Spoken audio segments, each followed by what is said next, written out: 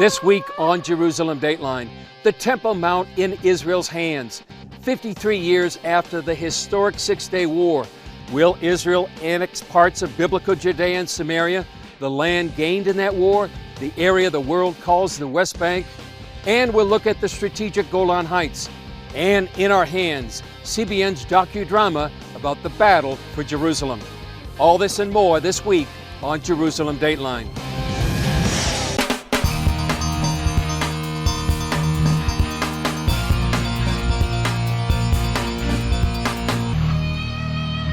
Hello and welcome to this special edition of Jerusalem Dateline. I'm Chris Mitchell. 53 years ago, Israeli soldiers captured the old city of Jerusalem. Many see Israel's victory in the 1967 Six-Day War and the liberation of Jerusalem, not only as a dramatic change in history, but as a fulfillment of prophecy. Here at the Lion's Gate on June 7, 1967, the 55th Paratrooper Brigade of Commander Mati Gore broke through Jordanian defenses. What happened next resonated around the world and electrified the Jewish people. As Commander Gore broke radio silence with that declaration, it marked the first time the Jewish people controlled Judaism's holiest site in more than 2,000 years. Within 6 days, we returned to the biblical land of Israel, all the mountains of Judea, Samaria, the Golan Heights. We returned to the old city of Jerusalem, and the city is liberated and reunited. And here we are, 53 years later, a new government.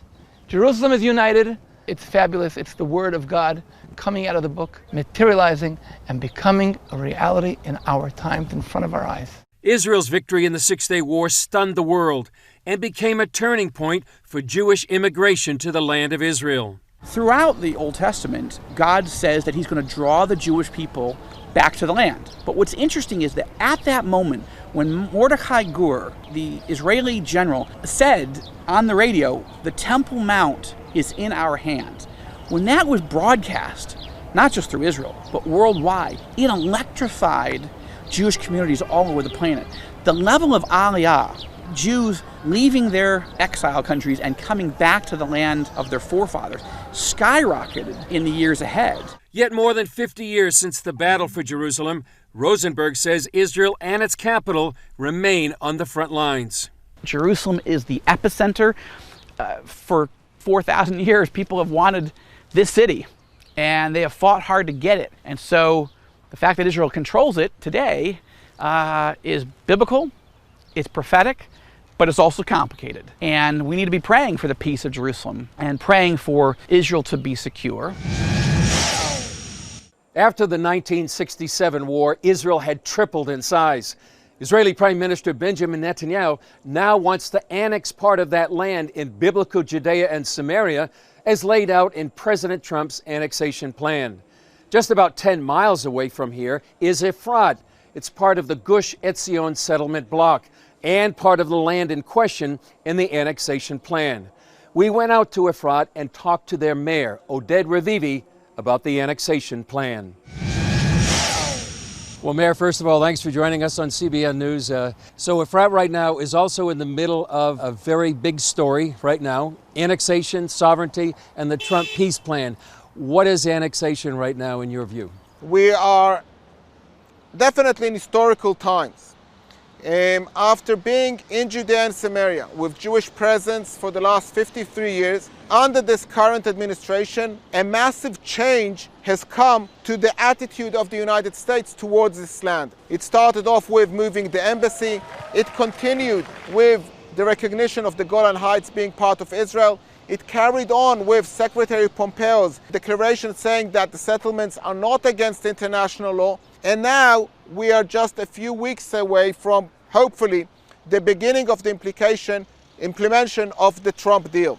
The Trump deal is a vision for peace to try and create a better atmosphere in this region. The legal concept is applying Israeli law where Jews live today, which basically would mean that our status will equal to the status of the rest of the residents of Israel. And for somebody who lives here, somebody who studied law, was acting as a lawyer, somebody who serves today as a mayor, I can give you endless examples where there are two different sets of rules to the people who live in Israel, to the Jews living in Judea and Samaria. And in that respect, it is an historical significance that this might happen within the next few weeks. Would you say there's a difference in the reality here on the ground and the perception that the world has when they look at the West Bank, Judea and Samaria? Again, let me reflect your smile, because you know the answer to the question. People see headlines, sometimes created by the media, who have an interest in showing conflict, in showing battles, in showing bloodshed. If we would have had time, I would have taken you down the road from here to our supermarket, where you would see Jews and Arabs walking up and down the same aisles in the same shopping center, paying in the same currency, coming to a cashier who can be an Arab or a Jew, paying and going back home to feed their kids. You drove on a road leading up to Efrat, which against all allegations of apartheid state is open both for Jews and Arabs who drive freely on the same streets, on the same roads. I can only imagine people who haven't been here, people who they get their perspective through the media, thinking that you're crazy standing opposite me without a helmet, without a bulletproof vest. But this is the homeland of the Bible. You can see how peaceful the reality is, and why the current administration realized that and took that as saying, let's see what has been created, let's see the strengths and try and build from that something stronger, better, for a better future for both people. There are some Christians who feel that this is God's land, and according to the Bible, you should not divide it, and they're concerned about that. What would you say to them? I agree. I agree. But you have to remember two things. Number one is we're dealing with a world that not everybody agrees with our interpretation of the Bible, and we need to get along with them as well. Number two, we're not giving away anything. The deal talks about what's happening in stage one, Israel applying Israeli law in 30% of the land. The other 70%, the Palestinian people need to take upon themselves about 10 conditions, which are all conditions that we as believers definitely pray for. That they will disarm their ammunition, that they will stop funding terrorists, that they will stop their claims over Jerusalem. A lot of things that we want to see happening as believers, as peace lovers, as people who pray for peace. Only then we start negotiations, which can lead up to 4 years. The American ambassador called it that the Palestinians will turn into Canadians. I prefer the biblical expression that wolves will turn into sheep, and then the reality will look completely different. And final point, as a believer, speaking to believers, understanding that nothing happens without God's interference. I don't think it's any coincidence that President Trump was elected. I don't think it's any coincidence that he is the one who's brought this plan to the table. He's giving us something that we didn't have before. Let's rely also on God, how he will play the cards about the future. Well, Mayor, I appreciate your perspective and giving us your time about this very important matter. Coming up, we'll take a deeper look at the Jewish communities in Judea and Samaria, what the world calls the West Bank.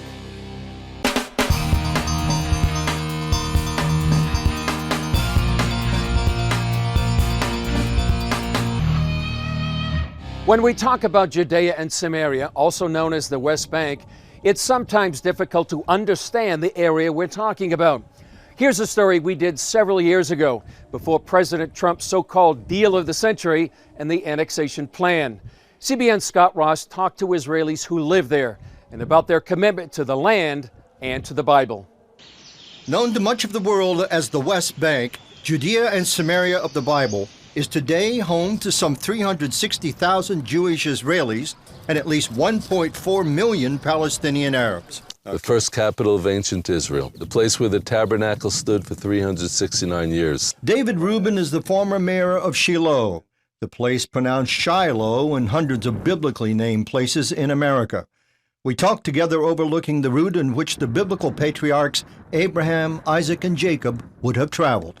This is where Joshua stood before the Israelites and he said, "How long will you wait before coming to take possession of the land that the Lord God of your fathers has given you?" This is the place where the woman Hannah came to pray for a son.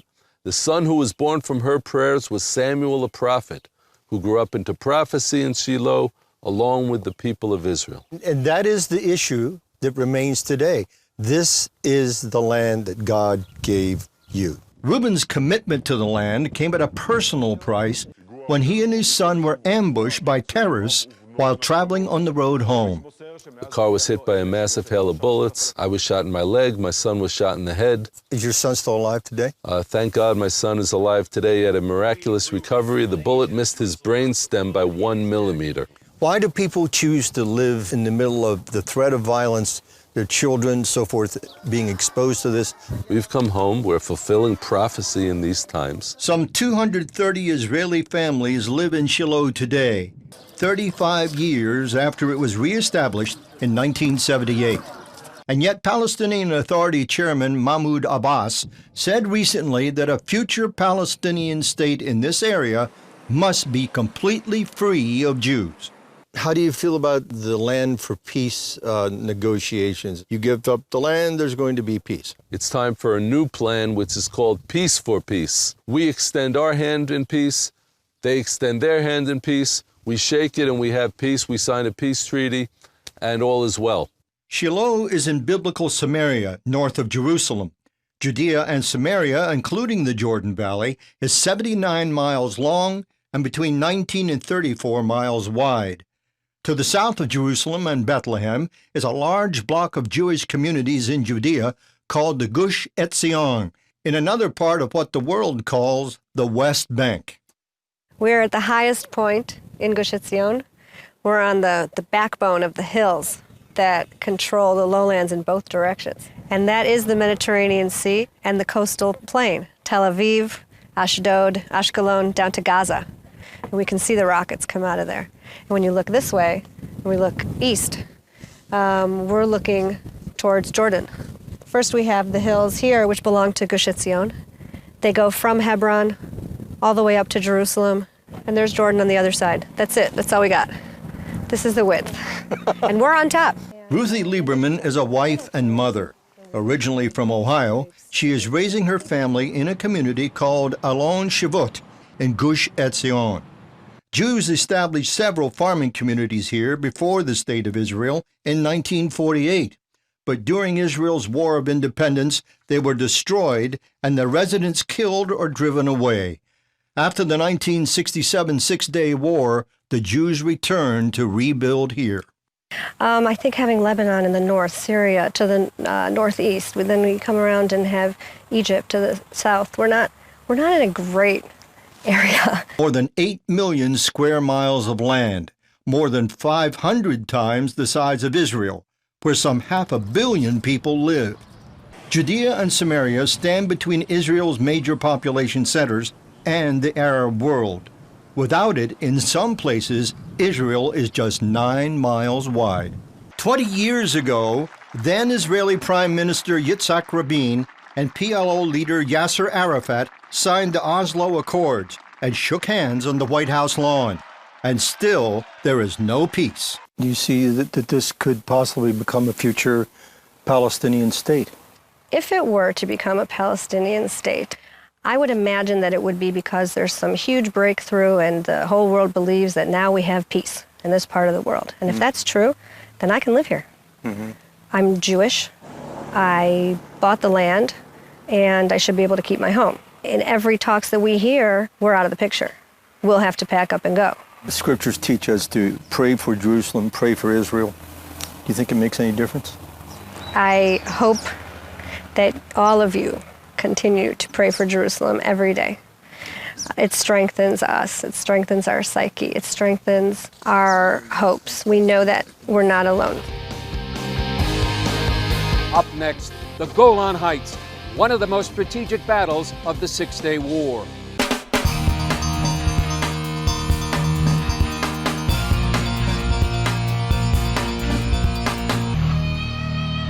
Near the end of the Six-Day War, attention shifted away from here in Jerusalem. About 120 miles away, Israeli troops took control of the strategic Golan Heights. And just last year, President Trump officially recognized Israel's annexation of the Golan.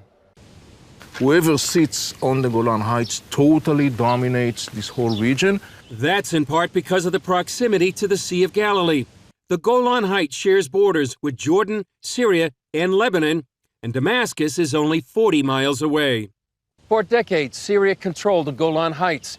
Here on the high ground overlooking the Sea of Galilee, Syrian artillery and snipers shot and shelled Israelis below. Children grew up running to bomb shelters, and residents lived under the constant threat of attack. So all along the line of this cliff were Syrian bunkers and military posts and cannons and artilleries. The communities beneath the Golan Heights were totally at the mercies of the Syrians. Overlooking the Sea of Galilee, Middle East expert Avi Melamed told me why this ground is so important. Now, you have to remember, the Sea of Galilee is the biggest fresh water body in Israel, providing something like 25–30% of the water consumption or the fresh water consumption in Israel. In 1948 until 1967, what happened was that the Syrians occupied some strategic areas. The major result of that was an enormously increasing pressure on Israel, mostly in the context of the water and the use of water. Israel faced a literal uphill battle against the Syrian army, a rocky slope that rose 1,700 feet from the Sea of Galilee. Israel captured the Golan Plateau during the last 2 days of the Six-Day War. We were afraid that Syria will come back. And again, they will shell the valley and try to take the water, to take the Jordan. We decided to make the first kibbutz in the Golan Heights. And just a month after the war, Yehuda Harel and his family joined the first Israelis moving here. We got a permission from the army to get inside the Golan Heights because it was a military area. And we got a job from them to collect cows that were wild in the area. They first lived in what had been housing for Syrian army officers. We are very near to Quneitra, about 100 meters from Quneitra. And we are near to the quarter that we used to live here for almost 5 years. This was the house that we, with another 3 families, lived in this house. Eventually, the community moved across the ridge and still farms near the border. Today, close to 50,000 people, more than 25,000 Israelis, and about 22,000 Druze live on the Golan Heights. It's known for its fresh fruit, like the grapes used in award-winning Israeli wines. In the last more than 40 years, the Golan Heights is the most quiet area of Israel. Everything happened in the other side of the border. But that could be changing. Do you see any similarities between the conditions prior to 1967 and the conditions now? I would say that the strategic threat, as far as Israel is concerned, is today much more severe in comparison to the pre-1967. The major reason for that is that the presence of Iranians and Iranian-backed Shiite militias stone's throw away from the Israeli-Syrian ceasefire line. Melamed said Iran wants to establish a new front here, similar to those established in South Lebanon and the Gaza Strip. Trying to launch a military front against Israel in the Golan Heights could result in a massive eruption, because Israel would not stand for that, and rightly so. On the 49th anniversary of the Six-Day War, Prime Minister Benjamin Netanyahu made it very clear how Israel views the Golan Heights. They are for peace. In the stormy region around us, Israel is the stabilizing factor. Israel is the solution, not the problem. The Golan Heights will forever remain in Israel's hands. Israel will never come down from the Golan Heights. For now, Harel says there's a reason why this area has remained quiet. We live here in peace. It's a peace because we are in the Golan Heights. When we were only in the valley and the enemy was up on the hill, it was not peace. To live in peace, you have to be strong and to live in the higher place.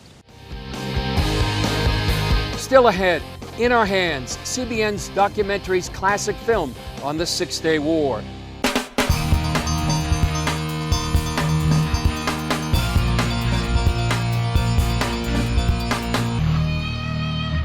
To mark the 50th anniversary of the Six-Day War, CBN Documentaries produced a docudrama marking the historical battle over Jerusalem. May God be with you. It is a very emotional experience. It was amazing. My heart was up here. Plan an entire war in 2 days. Yes.